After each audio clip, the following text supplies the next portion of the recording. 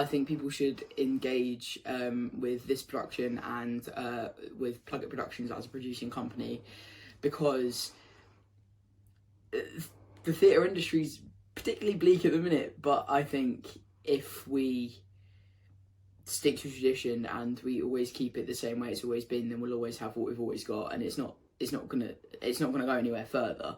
So I think, you know, it is really, really important to keep up with productions that are produced by people that want to change and are the star people that are making the change.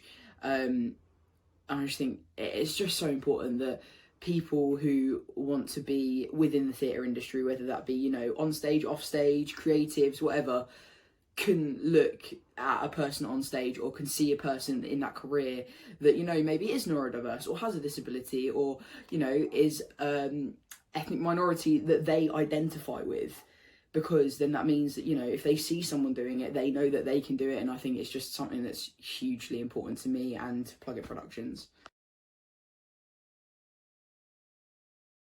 So I'm currently working on final edit of the play. Yes, I know it was meant to be on like this coming weekend, but everything got a bit halted quite quickly, so please forgive me. But yeah, it's, you know, nearly done basically, and what we're doing over the next few weeks is delving into a few of the characters. So that is Jack, obviously the title character, Top, their best friend, Battenbury, one of the teachers that works at their school that supports Jack, and Jack's mum. So there's so many things that I love about all the characters.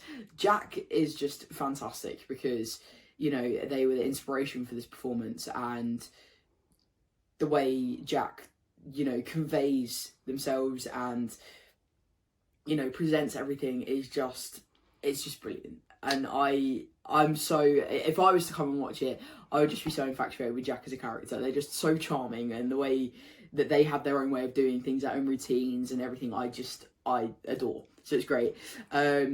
Top is hilarious. Top actually came about as a little idea. I wasn't basically I didn't write Top. Top wrote me. I know it's a really cheesy thing to say.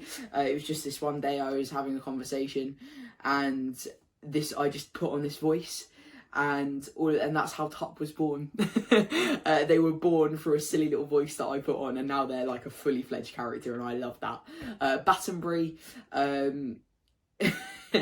came about because he is a really, really silly teacher, and he is kind of an amalgamation of all the teachers I've ever had in my life, and reminded me a little bit of my nan, who, fun fact, always used to give me a slice of Battenberg, hence why he is called Mr. Battenbury. So he's your funny, bumbling teacher that, again, is just so overly charming and just hilarious. Jack's mum, I adore Jack's mum.